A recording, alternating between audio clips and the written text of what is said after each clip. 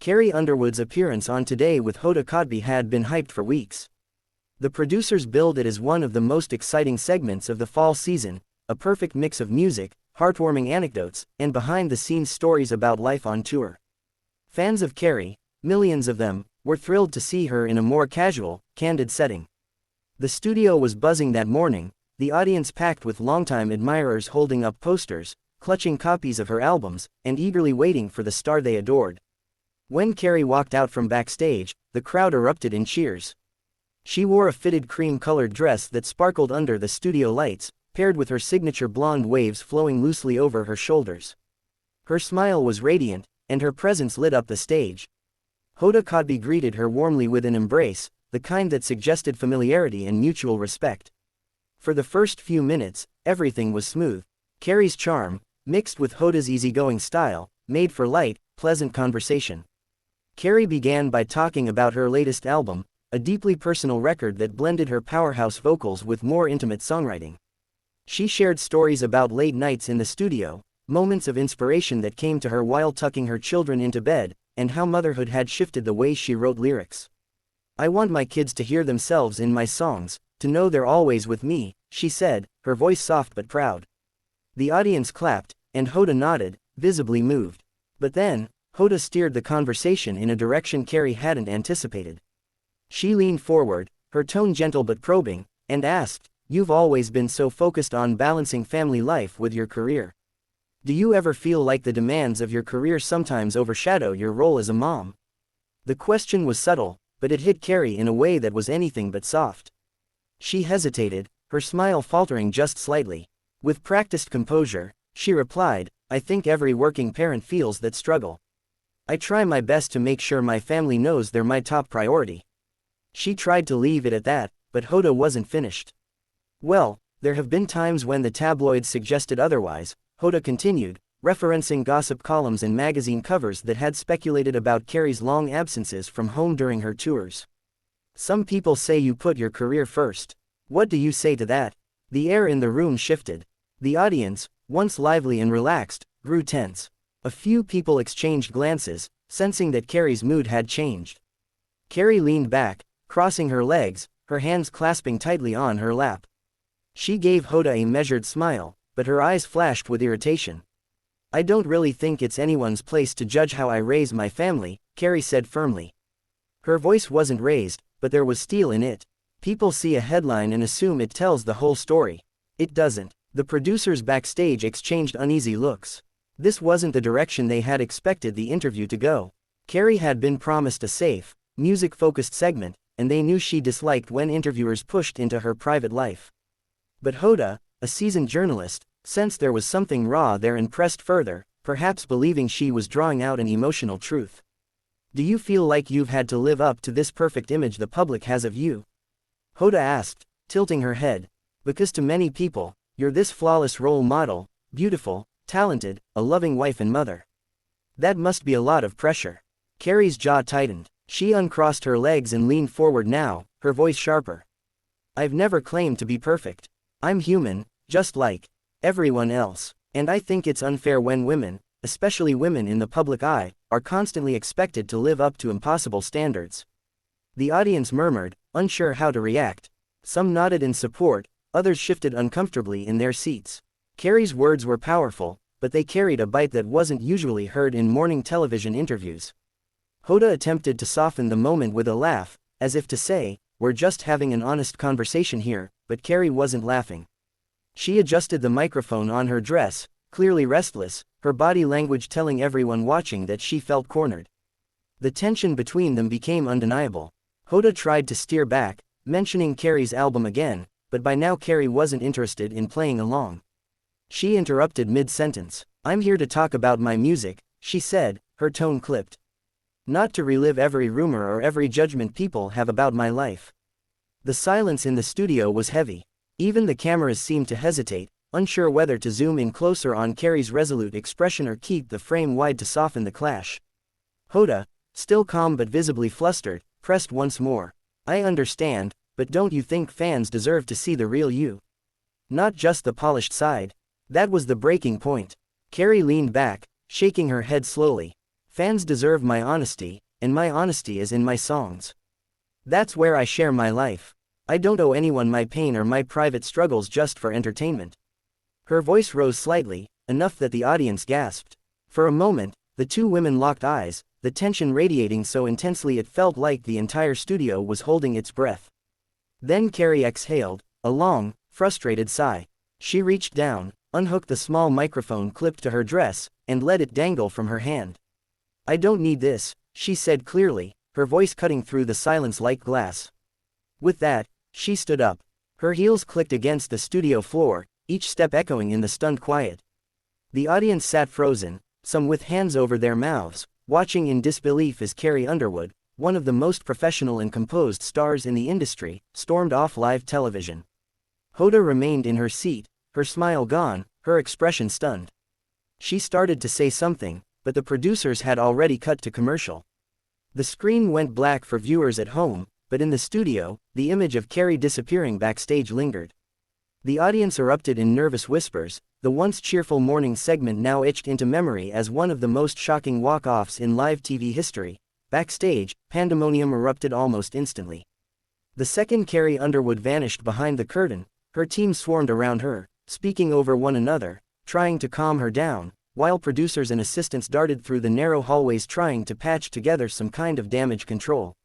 Carrie's heels struck the tile floor in sharp, angry beats as she paced back and forth, her chest rising and falling quickly.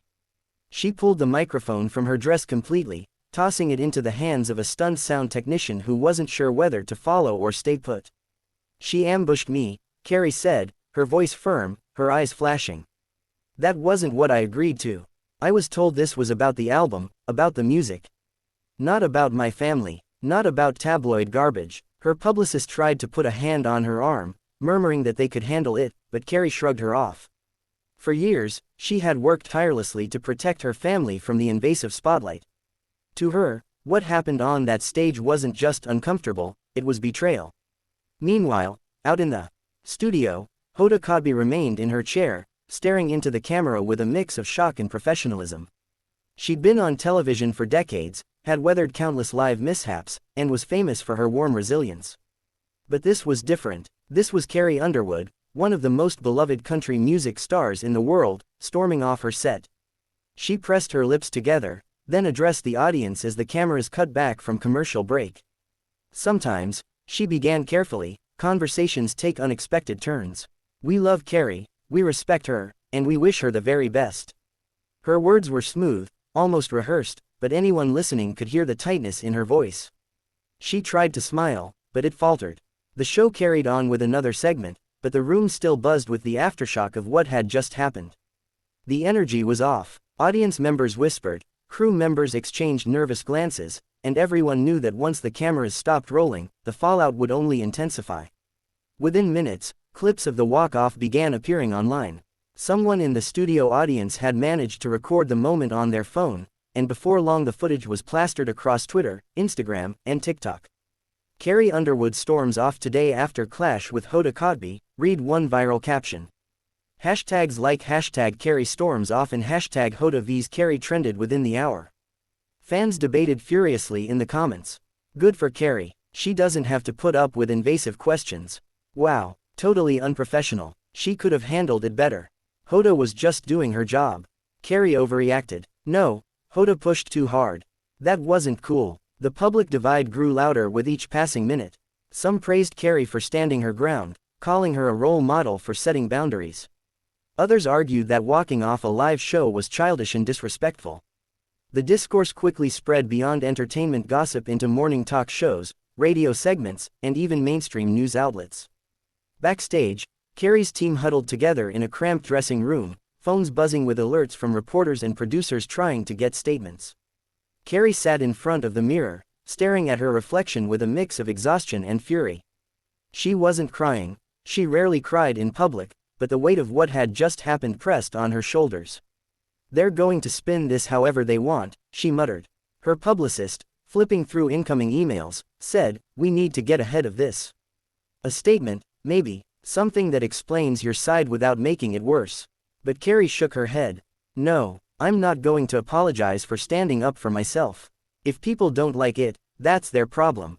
Her tone was decisive. To her, silence wasn't weakness, it was control. If she didn't feed the media frenzy, eventually it would burn itself out.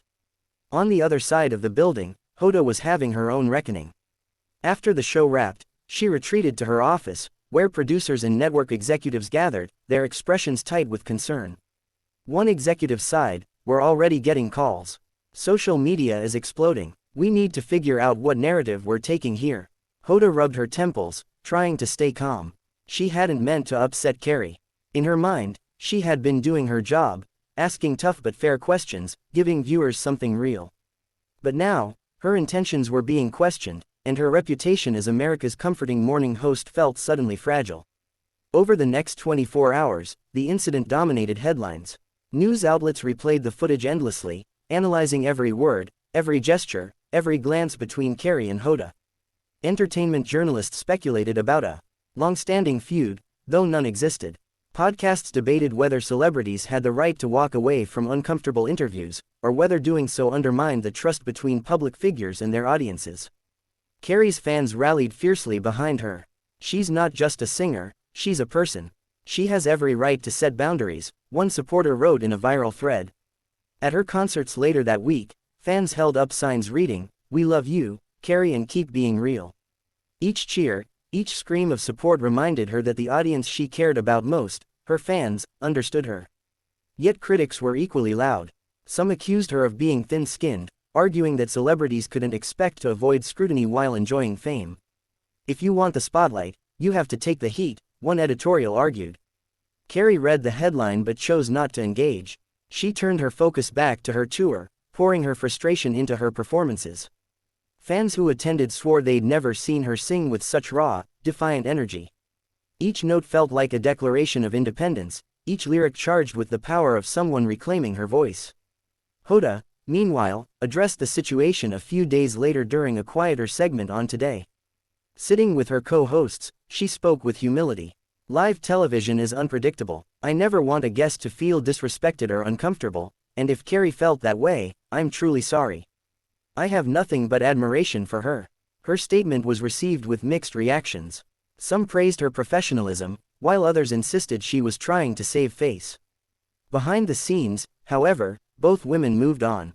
Carrie refused every request for a follow-up interview about the walk-off, declining offers from magazines and talk shows dangling the promise of her side of the story. She believed the footage spoke for itself. Her silence became part of the narrative, an act of defiance that only deepened the intrigue. Hoda, too, learned from the experience. She became more cautious in her questioning, careful to respect boundaries, but also more reflective about the blurry line between journalism and entertainment. In quiet moments, she admitted to friends that she wished she could sit down with Carrie privately, away from cameras, to clear the air. But that meeting never happened. Weeks later, the frenzy began to fade. New scandals took its place in the news cycle, new viral moments captured the internet's attention. Yet, for those who had witnessed it, the image of Carrie Underwood standing tall, unhooking her microphone, and storming off set remained unforgettable. It became one of those cultural flashpoints that fans and viewers would bring up years later. "Remember when Carrie walked out on Hoda?" In the end, both women carried on with their careers, Carrie with her music, Hoda with her show. But the clash left a mark, not just on them, but on everyone who watched. It reminded audiences that beneath the polished veneer of morning television and celebrity charm, there were still real people with limits, pride, and principles. And sometimes, those principles clashed live, in front of millions, leaving behind a moment of truth no one could script.